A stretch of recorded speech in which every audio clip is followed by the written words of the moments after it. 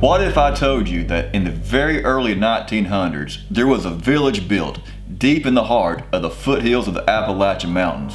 What if I told you that these villagers, living far from civilization, enjoyed a renewable source of electricity, clean indoor plumbing, public transportation, and this village was even featured in Ripley's Believe It or Not multiple times?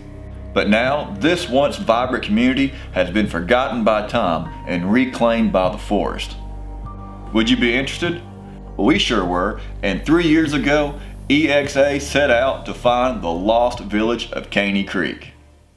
I'm Josh Daniels. My love of photography and passion for the outdoors gets me in some pretty interesting situations.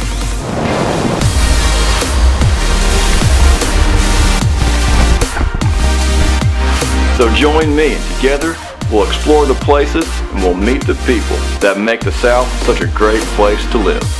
This is Expedition Adventure.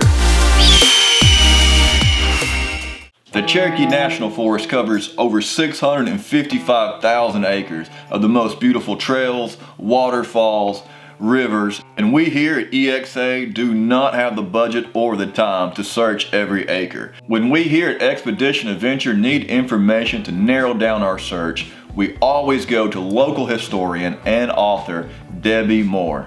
And luckily we knew exactly where Debbie Moore would be. But hey, before we go off to see Debbie Moore, the music in this episode was made by a friend of the show. His name is Clifton Hicks. He's an amazing bluegrass artist. Be sure to find Clifton Hicks on YouTube, also on an app called Bandcamp. And you can also catch Clifton live. He tours around and plays his music all over the Southeast. Alright folks, so let's head on down to the radio stations of 99.9 WOOP FM and talk to Debbie Moore.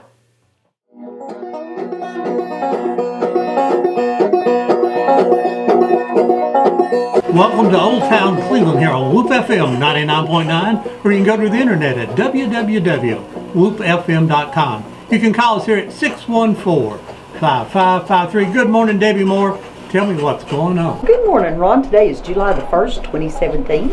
We have a lot of holiday activities going on here in Bradley County. We hope everybody will stay with us for the next 2 hours on Old Town Cleveland.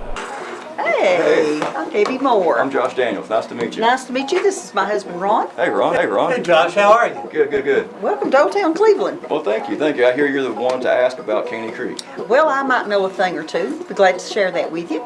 Caney Creek Village was located up on the Ocoee River near Powerhouse number 2. It was built about 100 years ago for the workers who were working on the flume line in the powerhouse at the time to have a place to live. It was a small village, but a quite extensive village for the area. There were probably 15 buildings or so there. There were a lot of modern conveniences that even people who lived in the city in this area did not have. Quite a unique village because it had no roads and no cars. It had even made Ripley's Believe It or Not because of that. You had to come in by the river road, which at the time was nothing more than a trail, and come across a swinging bridge to get into the village, or you could ride the boat from the Lake Ocoee all the way up to the boat dock there below Caney Creek, and then ride the little train up to Caney Creek. And also in the village, instead of having cars and roads, they had a narrow gauge train that would take people back and forth to the powerhouse to work. Something else unique about the village was the fact that it occasionally was flooded. And while the water didn't get up into the main part of the house, a lot of people had told me that they remember water getting into the basement areas. There were a lot of families there that had numerous children. In the 1940 census, I believe there were 40 children plus living there in the village, attending the one-room school. And on Sundays, that building was used for the community church. So it was quite an advanced community. They had a lot of interesting visitors that came there and would visit the hotel that was actually there. The creek coming into Caney Creek, or beside Caney Creek, was Big Creek. And their parents would get out there and dam that up, and the children would use that as a swimming area. You can still see today where the railroad tracks came over the edge of Big Creek. That when they were forced to leave there, they even moved into downtown Cleveland, Tennessee, or downtown Benton, and where they had all the modern conveniences at Caney Creek, they had no electricity, and they did not have running water or indoor plumbing when they moved from that area, and that was quite a shock to a lot of them. And those houses eventually went away, except for the foundations, and even the foundations are pretty interesting because they used the same mix for the cement for the foundations as they had used for the dam. And so all these years later, 100 years after they were built, many of the foundations have absolutely no chips or breaks in them, proving the quality of work that was done there. Yeah, it's a big story. It's a real big story. Ron and Debbie Moore gave us a lot to think about. They really enhanced our appetite to find this lost village of Caney Creek out there in the mountains. But Cherokee National Forest is a big place, so we wanted to get a bird's eye view. Delano, Tennessee is this little bitty community right outside the Cherokee National Forest. But in Delano, Tennessee, you've got Chilhowee Glider Port. So we go to Chilhowee Glider Port, we rented a glider, and we met this guy.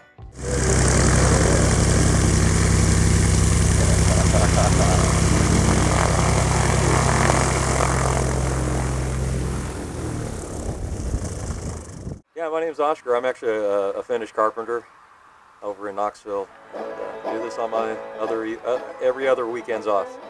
Going up and you kind of mix it up a little bit. You come down steep and come short base to final and makes it fun.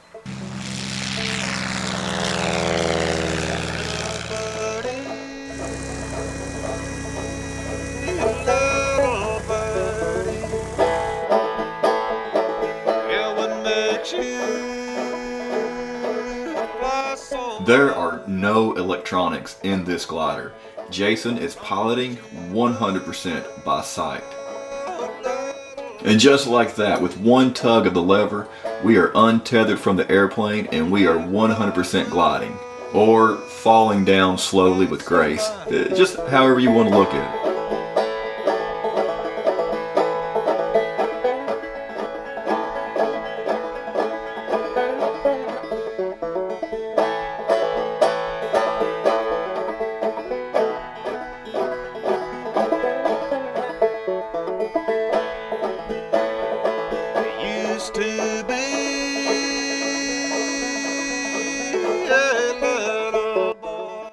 We should be getting close to flying right over where the lost village at Caney Creek used to be.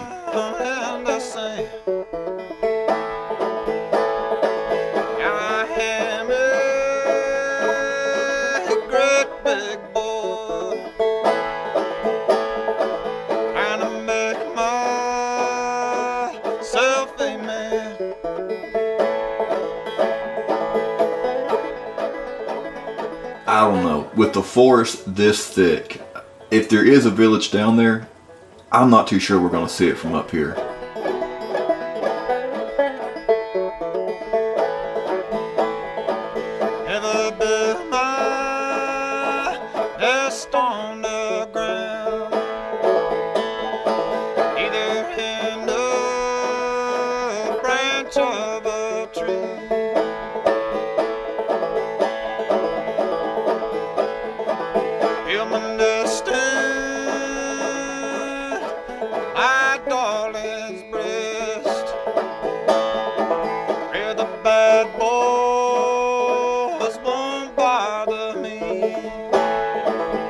As we're coming in for a landing, I look to my right and I'm like, hey, isn't that the airport? And right then, the whole glider just turns up on its side and banks hard to the right.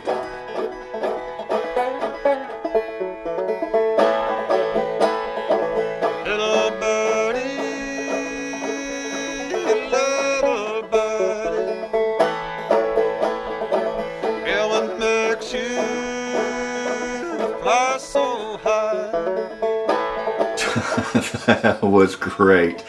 I would definitely recommend Chilhowee Glider Port to anybody.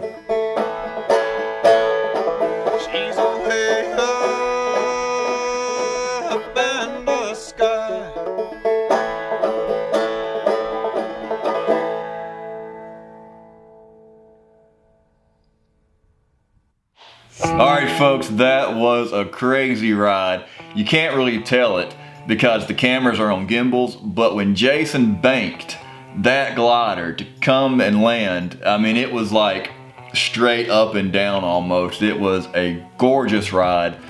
That was one of my favorite memories of filming that episode about 3 years ago. But unfortunately, from that high up, we really couldn't see where the village is.